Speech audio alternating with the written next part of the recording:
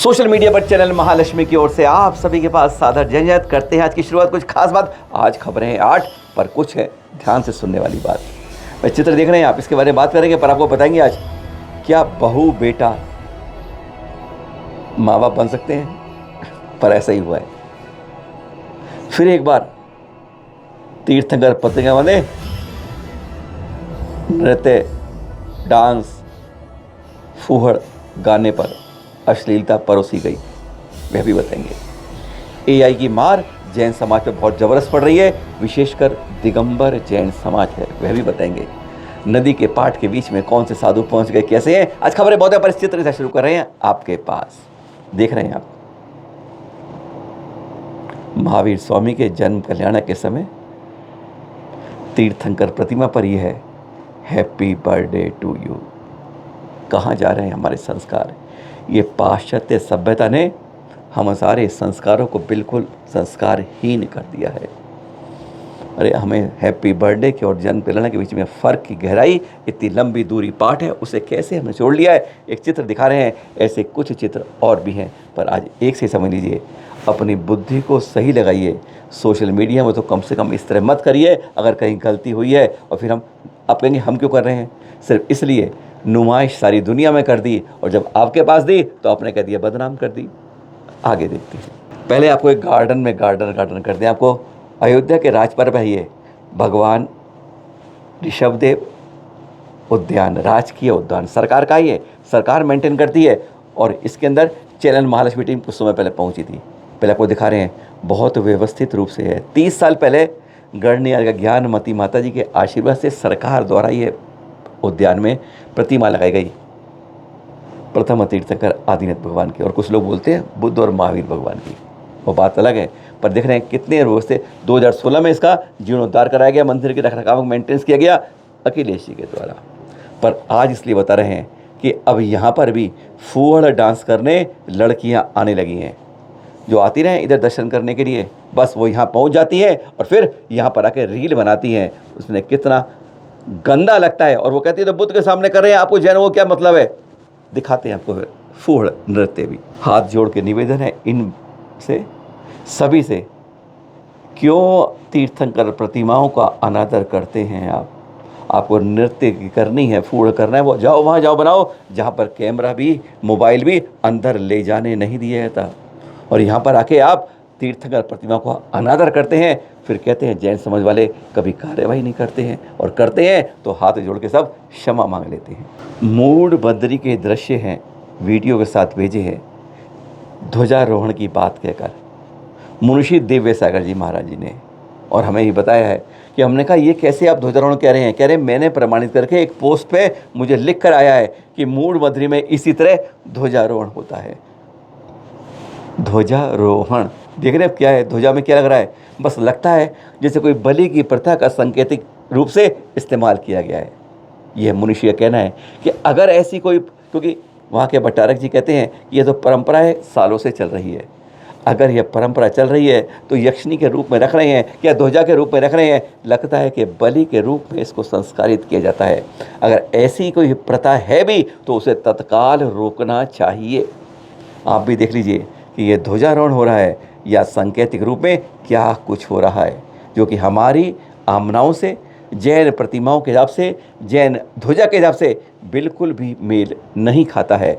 अगर गलती पहले हुई है तो सुधारना आज आवश्यक हो गया है। कई बार दृश्य ऐसे होते हैं जो इतिहास में नई कलम की यावत लिख देते हैं। ईडरगढ़ के अंदर महावीर स्वामी जन कल्याण पर कुछ नई यावत लिखी गई। आचार्य श्री सुनील सागर जी महामुनि द्वारा यहाँ पर दीक्षा दी गई। क्या सोच सकते हैं आप कि जो बेटे बहू हैं वे माँ बाप बन जाए और पुत्र ही माँ का केश रोज करने लग जाए। संभव नहीं लगता। कभी कभी कुछ चीज़ दिख जाती है पर दोनों ऐसे अकस्मात नहीं, पहली बार ऐसा देखा गया। जो हर कोई देख रहा था उसकी आंखों में आंसू छलछला रहे थे। खुशी के अंदर से एक अलग तरह का महसूस हो रहा था जब बेटी ही जो आरिका बन चुकी थी वह माँ के केश रोज कर रही थी, और पुत्र और बहू उनके इस समय के, क्योंकि कहते हैं जब आरिका या दीक्षा ली जाती है, कोई पुरुष लेता है कोई महिला लेती है, तो कहते हैं वह दूसरे जन्म की शुरुआत होती है।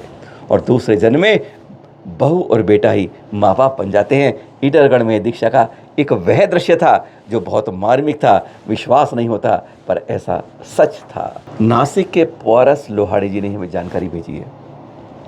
आज एआई के समाज, आज कहते हैं जमाना युवाओं के बीच में एआई है, गूगल है, चैट जीपीटी है, इस तरह के कई नए अब एप्लीकेशंस आ गए हैं। उनके ऊपर आज सब कुछ कहते हैं, आज इंसान की आने वाले 50 सालों बाद ज़रूरत नहीं पड़ेगी, मानवता तार तार हो जाएगी, बस कंप्यूटर की तरह इंसान भी एक कंप्यूटर बनकर रह जाएगा। अब ये देख रहे हैं एआई को अभी ज़्यादा देर नहीं हुई है, लेकिन आज एआई में जैनों का विशेषकर दिगंबर इतिहास बिल्कुल साफ है, बिल्कुल सफाचट मैदान है।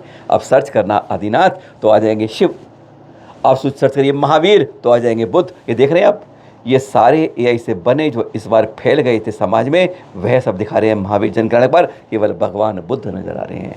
ये सब एआई की कृपा है, आप कह सकते हैं। कैसी कृपा है आज जैन समाज के लिए, क्योंकि वहाँ पे गोल की तरह उसको सर्च नहीं है कि पूरा प्लेटफॉर्म करे, एआई अपनी मेमोरी से निकालता है और शिव को आदिनाथ के नाम पे सामने दे आता है।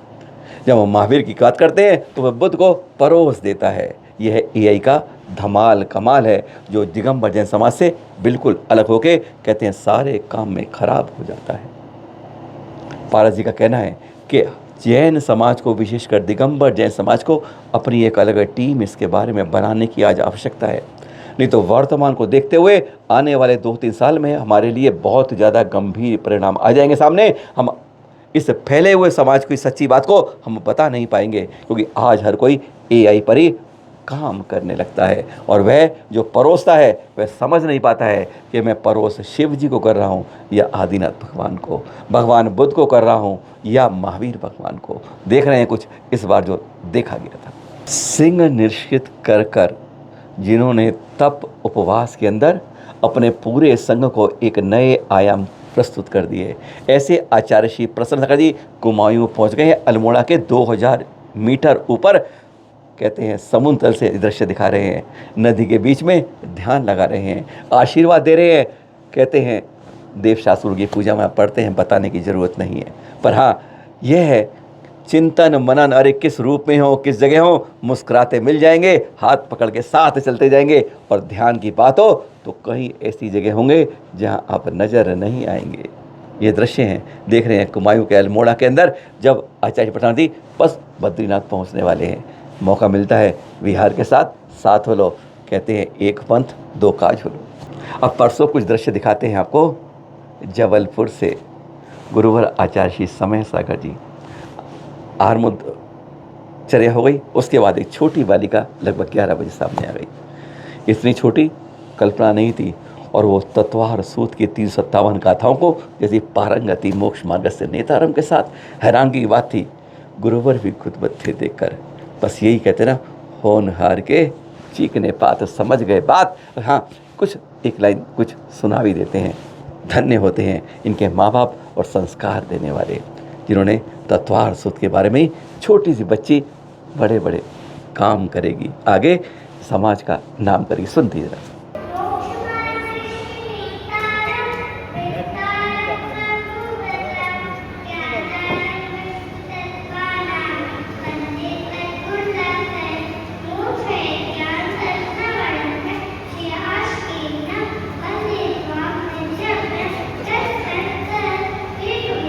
जाते जाते चित्र दिखा दें आपको गुरुवर मुनि पुंग सुधा सागर सानिध्य में, जहाँ चल रहा है पंचकल बहोरी बंद कटनी जबल के पास।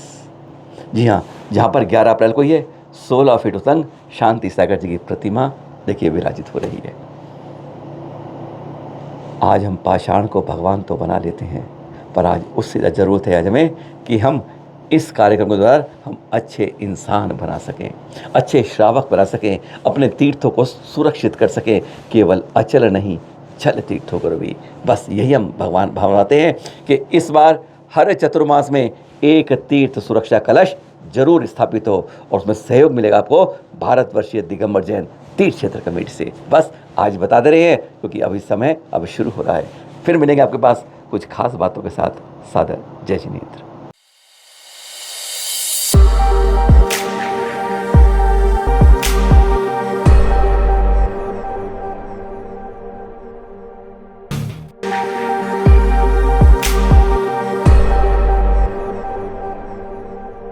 है।